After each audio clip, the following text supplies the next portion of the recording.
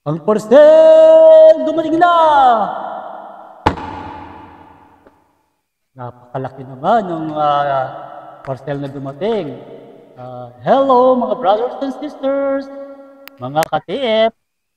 Ito na naman po ang inyong abang lingkod na si Ethan Craftsman. Nandito naman tayo para mag-unbox na naman ng isang produkto na in-order natin in online. So medyo may pagka-mysterious to dahil hindi natin alam kung ano laman nito. So samahan niyo po ako na panoorin ang ating review and unboxing sa mga produktong binibili natin sa online. At kung bago lang po kayo sa ating mga video, huwag po makalimot mag-like, comment, subscribe, and share po nyo para po marami mo makapanood sa ating video. So, huwag na po natin patatagalin. Bilisan na po natin ang ating pag-unboxing. So, ganito po. Yan. Para gamitin na po natin ng Maywagan tools, sabi nga naman nila. Iba pa rin ang may tools tayo para mapapabilis natin yung ating pag-unboxing. Guide po ito para sa mga may bahay dyan na umu-order po sa online. Para po nakikita po nyo kung anong i-expect po natin every time na ma-order natin yung ganitong klaseng items na nakalagay naman po sa description natin dyan. Habang binubuksan natin ay malalaman natin kung panalo ba or talo ang ating na order. So, salamat sa pag-antabay nyo po sa ating medyo very secure po ang ating package. Kaya ito, tinatanggalan po natin. So, napakarami pong palaman yung ating ating boxes. Maliban po dun sa box niya, meron pa po siyang mga sa loob. So, ito yung mga items. So, kukunin na po natin mga items dito. So, isayin po natin at ating i-review. So, yan. Talagang super secure po. Kumbaga, kung sa packaging man lang ang pag-uusapan, isa lang pong masasabi natin sa seller na panalo. Na talagang very secure po yung pagka-wrap niya sa ating mga produktong in-order. So, tanggalin po natin yung mga pagka-tape. Yan. Ngayon, isa-isayin po na natin na bubuksan to. So, unahin po natin yung siyempre malaki. Ito. Itong malaki pong to na to po, na-order po natin sa online sa Japan Surplus daw sabi nila. Mga galing from Japan. Fresh from Japan, kumbaga sabi nila. So, talagang napaka-secure po. Kung nakikita nyo yung kanyang packaging, so, inaano po natin na matanggal po lahat para po makita po nyo yung mismong item. So, ang ganda naman po pala. Yan. Halos hindi na natin nare-review. Natin. Iloksin natin. Bear with me. Yan. Nakikita nyo. Ito po siya. So, dalawa po pala sila. Ito. Nakita nyo po kung gaano ganda ang kanyang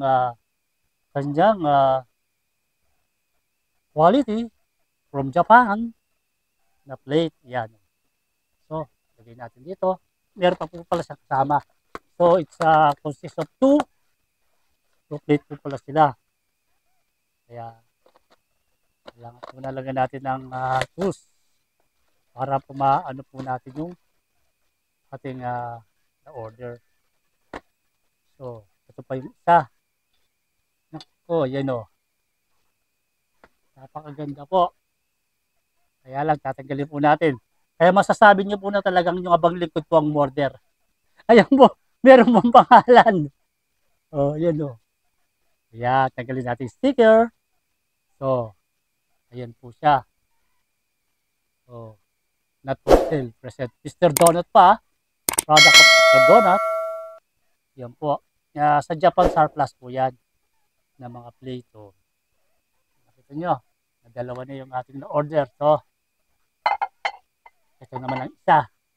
Lahat po yan ay ating bubuksan po natin sa harapan nyo.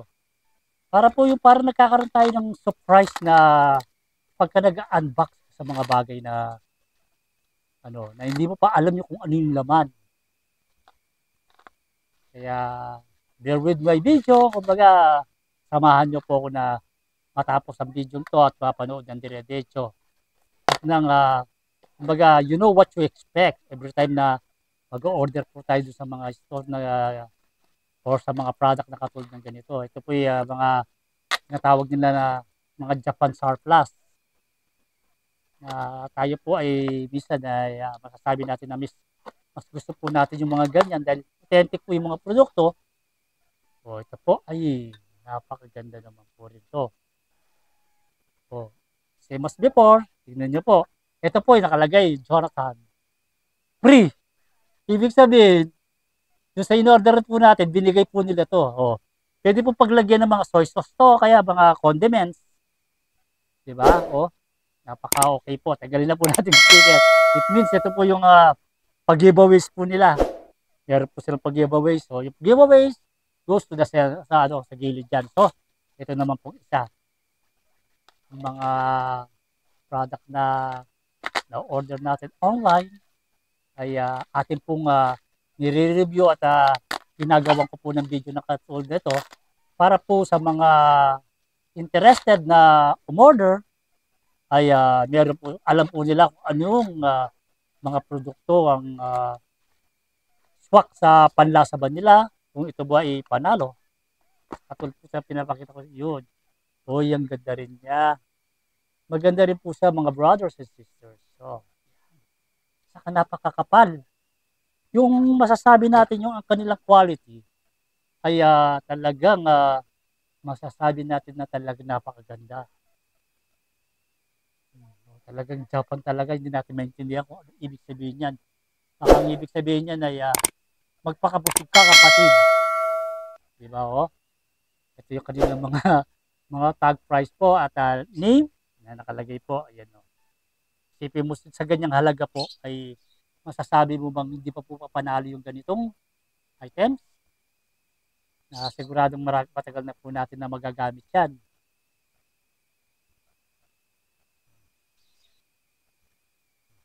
Ngayon, other one naman.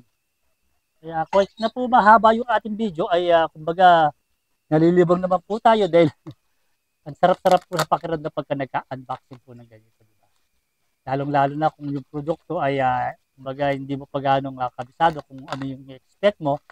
Kasi iba po kasi yung sa picture na lang natin nakikita. Yung mga produkto nakikita natin sa picture lang ino-order natin online.